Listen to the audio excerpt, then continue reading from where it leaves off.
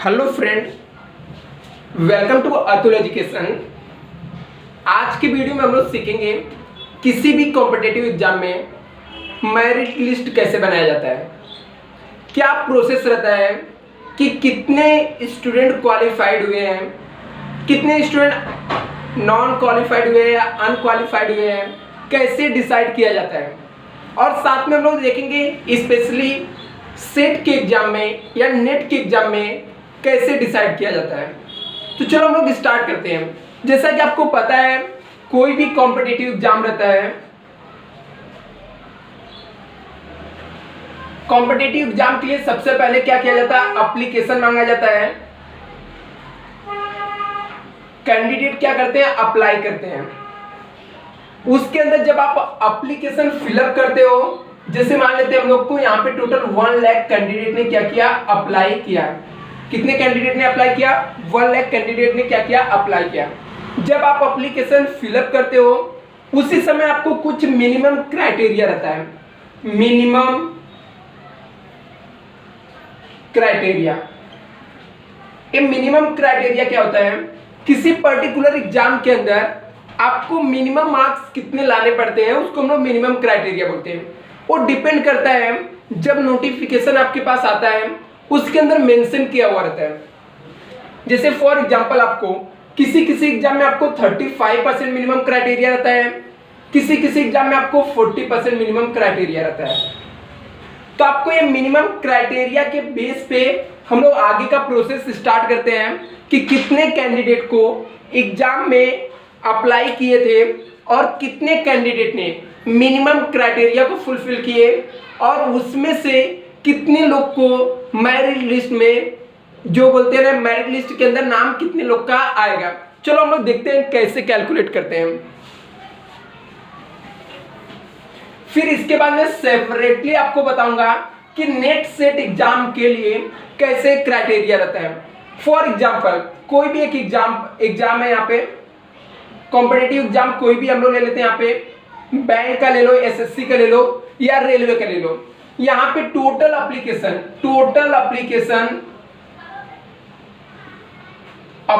आ गया हम लोग के पास 5 लाख।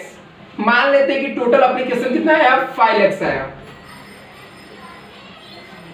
अभी आप जैसे एप्लीकेशन फिलअप करते तो वहां पे आपको क्राइटेरिया मेंशन किया रहते हैं कि मिनिमम 35% मार्क्स आपको आने चाहिए। मिनिमम मार्क्स आपके कितने रहने चाहिए, 35% मार्क्स रहना चाहिए। मीन्स 35% यदि मार्क आपके पास है, उसको हम लोग मिनिमम क्वालिफिकेशन या क्वालिफाइड मार्क्स बोलते हैं। मिनिमम क्वालिफाइड मार्क्स आना कंपलसरी होता है, अदरवाइज आपका प्रोसेस के अंदर काउंट ही नहीं होता है। जैसे मान लेते हैं 5 लाख में से, इसमें से सिर्फ 3 लाख ऐसे स्टूडेंट थे जिन्होंने क्या किया, 35% मार्क्स क्या कर लिया, स्कोर कर लिया। तो अभी क्राइटेरिया में इसका मतलब ये नहीं होता कि ये लोग को टोटल 3 लाख स्टूडेंट का मेरिट लिस्ट में नाम आ जाएगा। नहीं, बिल्कुल ऐसा नहीं होता है। वो डिपेंड करता है कि आपका एग्जाम का कितना स्टेप है। ठीक है, यदि आपका एक प्री एग्जाम में मेन एग्जाम होने वाला है तो उसके लिए अलग क्राइटेरिया होती है। यदि आपका सिंगल एग्जाम है और आपको डायरेक्टली इंटरव्यू के लिए बुलाया जाने वाला है तो अलग क्राइटेरिया होती है, और आपको डायरेक्टली इसी एग्जाम के बेस पे मेरिट लिस्ट डिसाइड करना है तो अलग क्राइटेरिया है। फॉर एग्जांपल 3 लाख स्टूडेंट है, अब ये 3 लाख स्टूडेंट जो मिनिमम क्वालिफिकेशन लाए हैं, इसके अंदर भी कुछ स्टूडेंट का इसमें 80% रहेगा मार्क्स, कुछ का 70% रहेगा, कुछ का 75% रहेगा, 40% तक, ऐसे करके मिनिमम 35% तक के मार्क्स वाले स्टूडेंट रहेंगे। अभी जो स्टूडेंट पास हो गए टोटल 3 लाख, अभी जिस जॉब के लिए आप लोगों ने अप्लाई किया है उस जॉब के अंदर मान लेते सिर्फ कितना पोस्ट है, इसके अंदर 100 पोस्ट है। कितना है, 100 पोस्ट है। और टोटल कितने स्टूडेंट ने मिनिमम क्वालिफाइड किया, 35% मार्क्स कितने स्टूडेंट का, 3 लाख का। तो अभी इसमें से क्या किया जाता है, जो टॉप के स्टूडेंट रहते हैं, जो यहाँ से हम लोग 100 स्टूडेंट मुझे चाहिए, तो जो मैं टॉप के 100 स्टूडेंट रहेंगे, जैसे मान लो किसी का 90 मार्क्स है, किसी का 98.75 मार्क्स है, किसी का, या यहाँ पे हम लोग को ले सकते हैं 89.75 है, 87 है। ऐसे में जो टॉप के 100% रहते हैं या जो टॉप के 100 स्टूडेंट रहते हैं उनका मेरिट लिस्ट में नाम आता है, उनको मेरिट लिस्ट के अंदर नाम शो करता है और उनको क्वालिफाइड माना जाता है। और बाकी के जो स्टूडेंट थे, तो अभी यहाँ पे इसका मेरिट लिस्ट मान लेते हैं हम लोग कितना 90% से लेके 80% के बीच में टोटल 100 स्टूडेंट हो गए, तो हम लोग मान के चलते हैं कि मेरिट लिस्ट कितने पे बन गया, 80% पे मेरिट लिस्ट बना। मीन्स इसका होता है मिनिमम जिस स्टूडेंट का 80% मार्क्स आया था उसका नाम मेरिट लिस्ट के अंदर आ गया, उसके नीचे वाले सब लोग क्वालिफाइड थे, सब लोग पास थे एग्जाम में, लेकिन उन लोग का नाम मेरिट लिस्ट में नहीं आया। एक काउंट से एग्जाम होता है, हर एक एग्जाम में ये रूल को क्या किया जाता है, अप्लाई किया जाता है, जिसके अंदर सिंगल एक ही एग्जाम होते हैं। यदि आपका इंटरव्यू वाला सिस्टम रहेगा तो जो मान लो आपको यहाँ पे क्या हो गया 100 पोस्ट है, तो इसका 3 गुना 3 टाइम्स, ठीक है, मतलब 300 स्टूडेंट को यहाँ से आपको, अभी यहाँ पे सिर्फ 100 स्टूडेंट है तो यहाँ पे मान लो 70 तक मिला के 300 स्टूडेंट हो रहे हैं, तो 300 स्टूडेंट को कॉल किया जाएगा इंटरव्यू के लिए। फिर वो इंटरव्यू के अंदर से टॉप के 100 स्टूडेंट को क्या किया जाएगा, 300 में से सिलेक्ट किया जाएगा फाइनल मेरिट लिस्ट के अंदर। एक किसके लिए हो गया, जितने भी कॉम्पिटेटिव एग्जाम होते हैं सबके लिए। अब ये नेट और सेट के लिए क्या क्राइटेरिया है, क्यों, क्योंकि यहाँ पे तो जॉब की वैकेंसी थी, फिक्स था कि यहाँ पे 100 सीट है। नेट सेट के अंदर कुछ ऐसा जॉब की क्राइटेरिया यहाँ पे फिक्स पहले सीट नहीं रहता है, आपको जॉब नहीं दिया जाता है, वहां पे सिर्फ आपको क्वालिफाइड सर्टिफिकेट दिया जाता है, तो उसके अंदर जो रहता है ना एक क्राइटेरिया चेंज हो जाता है। तो नेट सेट एग्जाम में कैसे हम लोग कैलकुलेट करते हैं, मेरिट लिस्ट कैसे बनता है, मैं वो भी आपको सिखा देता हूं।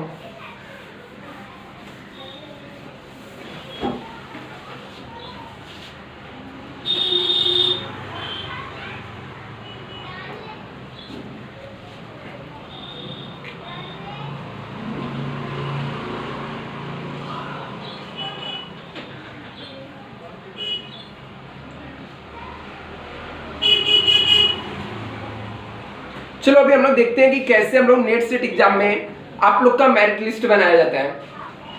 आप लोग को पता है नेट सेट एग्जाम किसके लिए होता है, जो असिस्टेंट प्रोफेसर रहते हैं उनके लिए एग्जाम कंडक्ट किया जाता है। इसका मेरिट लिस्ट बनाने का क्या सिस्टम है, तो यहाँ पे क्या होता है, ये किसके लिए मैं बता रहा हूँ, नेट एग्जाम के लिए नेशनल एलिजिबिलिटी टेस्ट या state eligibility test set exam है। इन लोग का जो क्राइटेरिया रहता है इसमें आपका सीट फिक्स नहीं रहता है, क्यों, क्योंकि यहाँ पे कोई जॉब आपको अलॉट नहीं हो रहा है। तो यहाँ पे किस तरीके से मेरिट लिस्ट बनाया जाता है, यहाँ पे मान लो एप्लीकेशन, जितना एप्लीकेशन आया था, ठीक है, टोटल एप्लीकेशन जो आया था, मान लेते टोटल एप्लीकेशन यहाँ पे 8 लाख आया, 8 लाख एप्लीकेशन आया। मिनिमम, इसमें मिनिमम जो जनरल, ठीक है, मिनिमम जो मार्क्स रहता है, मिनिमम क्वालिफिकेशन परसेंटेज रहता है दोनों पेपर में। यहाँ पे 2 पेपर होता है, तो दोनों पेपर्स के अंदर आपको दोनों पेपर का मिला के आपका कितना होना चाहिए, 40% होना चाहिए। मिनिमम मार्क्स आपको कितने रहने चाहिए, 40%। तो मान लेते हैं कि एक टोटल कितने थे, 8 लाख थे, इसके अंदर ऐसे लोग थे 5 लाख लोग जिनके क्या हो गए, मिनिमम 40% मार्क्स आ गए। इन्होंने टोटल 40% क्या मार्क्स आ गया, किसके, 5 लाख कैंडिडेट का 40% मार्क्स आ गया। तो अभी यहाँ पे एनटीए की तरफ से और जो सेट एग्जाम होता है उसके अंदर से प्री डिसाइडेड रहता है कि सिर्फ और सिर्फ हम लोग 6% कैंडिडेट को क्या करेंगे, क्वालिफाइड कंडीशन, जो क्वालिफाइड रहेंगे मींस इसके 6% स्टूडेंट को सीट में हम लोग क्या करेंगे, उनको सर्टिफिकेट हम लोग इशू करेंगे। अभी इसके 6% जो भी हम लोग कैलकुलेट करेंगे अराउंड कितने आ जाएंगे, यदि मैं इसको 6% निकालता हूं तो कैसे आ जाएगा, 6% का कितना नंबर आ जाएगा, 5 लाख इंटू 6 डिवाइड बाई हम लोग 100 करते हैं, मीन्स 30,000 स्टूडेंट को यदि क्या करना है, अभी अलॉट करना है, ठीक है, 30,000 स्टूडेंट को देना है। तो अभी इसमें कैसा होता है, टोटल 30,000 स्टूडेंट को क्या होगा, मेरिट लिस्ट में नाम आएगा, लेकिन अभी क्राइटेरिया वाइज रहता है और सब्जेक्ट वाइज रहता है। यहाँ पे चीजें चेंज हो जाती है, क्योंकि ये जो एग्जाम होता है आपका सब्जेक्ट वाइज होता है और आपके कास्ट के बेस पे, जैसे जनरल कैटेगरी के लोगों के लिए ओबीसी, एससी, एसटी सबको अलॉट होगा, सबको मिला के टोटल कितने आएंगे, टोटल 30,000 आएगा। चलो अभी हम लोग देखते हैं एक एक का कैसे मेरिट लिस्ट डिसाइड होता है। जैसे जनरल कैटेगरी के स्टूडेंट है, मान लो कॉमर्स के जनरल कैटेगरी के स्टूडेंट है, तो उनका मेरिट लिस्ट कैसे बनता है। अभी हम लोग देखते हैं, मान लेते हैं यहाँ पे जनरल कैटेगरी, ठीक है, जनरल कैटेगरी के स्टूडेंट है और सब्जेक्ट है जनरल कैटेगरी के स्टूडेंट के लिए कॉमर्स सब्जेक्ट की बात करते हैं, ठीक है। हमारे पास बहुत सारे सब्जेक्ट इसके अंदर एग्जाम में होते हैं, तो कॉमर्स सब्जेक्ट का कैसे मेरिट लिस्ट डिसाइड होगा, कैसे डिसाइड होगा। अभी टोटल, ठीक है, आपके जो कैंडिडेट अप्लाई किए रहेंगे और जितना वैकेंसी आ रहेगा 6% के अंदर कॉमर्स के अंदर जितना अलॉट हुआ रहेगा, अभी यहाँ पे क्या होगा, जितने मिनिमम क्वालिफाइड रहेंगे, ठीक है, मिनिमम क्वालिफाइड कितने अपने पास रहेंगे, मान लेते हैं मिनिमम क्वालिफाइड कॉमर्स के अंदर, सिर्फ कॉमर्स के अंदर मिनिमम क्वालिफाइड स्टूडेंट जो है वो कितने हैं, 1 लाख है। मिनिमम क्वालिफाइड कॉमर्स के अंदर कितने हैं, 1 लाख है, या 50,000 ले लेते हैं। जनरल कैटेगरी के कितने हैं, 50,000 है। तो यहाँ पे हम लोग 50,000 जो जनरल कैटेगरी के कॉमर्स के क्वालिफाइड रहेंगे इनटू जितना सीट रहेगा, जैसे मान लेते हैं हम लोग को जनरल कैटेगरी के लिए कितना यहाँ पे 1000 सीट आ रहा है। जनरल कैटेगरी के लिए कितना सीट आ रहा है, 30,000 के अंदर जनरल कैटेगरी के कॉमर्स स्टूडेंट के लिए 1000 सीट आ रहा है। और टोटल जो कैटेगरी, टोटल, ठीक है, जनरल कैटेगरी के जो टोटल स्टूडेंट रहेंगे, मान लो टोटल जनरल कैटेगरी के स्टूडेंट कितने हैं, 1 लाख है। तो इसको क्या होगा, डिवाइड किया जाएगा